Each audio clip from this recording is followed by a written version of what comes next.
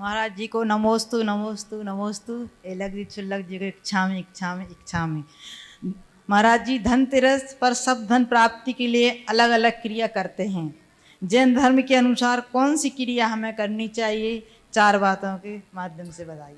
देखिए, धनतेरस के दिन जो भी मान्यताएं हैं वो जैन धर्म के साथ उसका कोई संबंध नहीं। जो वैदिक मान्यता है वो अपनी जगह। जैन धर्म के अनुसार सच्चे अर्थों में धनतेरस मनाना है तो तेरस को भगवान महावीर कायोत्सर्ग में लीन होकर के समोसरण का परित्याग करके गए थे। 2 दिन तक वे योग निरोध की प्रक्रिया में समोसरण से रहित हुए और फिर चतुर्दशी की रात्रि के अंत में प्रत्यूष बेला में अमावस्या के प्रातः स्वाति नक्षत्र में उन्हें निर्वाण की प्राप्ति हुई। तो मैं तो ये कहता हूँ धनतेरस को जीवन के लिए ध्यान तेरस के रूप में बदलो, समझ गए? और ध्यान के लिए तेरस अपनाओ। 2 दिन का उपवास करो, ध्यान करो, भगवान को निर्वाण हुआ, हमें निर्वाण भले ना हो पर हमारा मोक्ष मार्ग पुष्ट हो। ये तपस्या अगर व्यक्ति करे तो अति उत्तम है। ये बात आज चलन में आ गई है कि धनतेरस के दिन धन लेकर आएंगे तो हमारे जीवन में धन बढ़ेगा।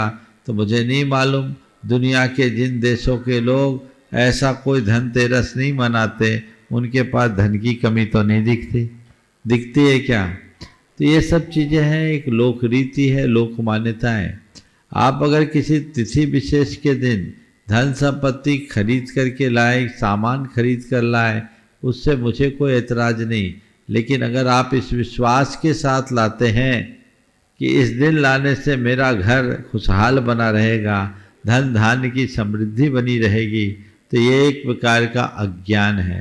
एक बात सदैव ध्यान रखना, आप 4 बातें बोली है तो 4 पॉइंट बोल देता हूँ।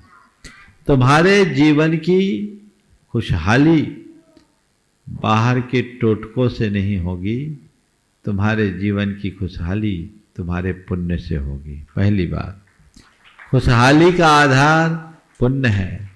प्रसन्नता का आधार सोच की सकारात्मकता है। अपनी सोच को सकारात्मक बनाओ, प्रसन्न बने रहोगे। अपने पुण्य को गाढ़ा बनाओ, जीवन खुशहाल बना रहेगा।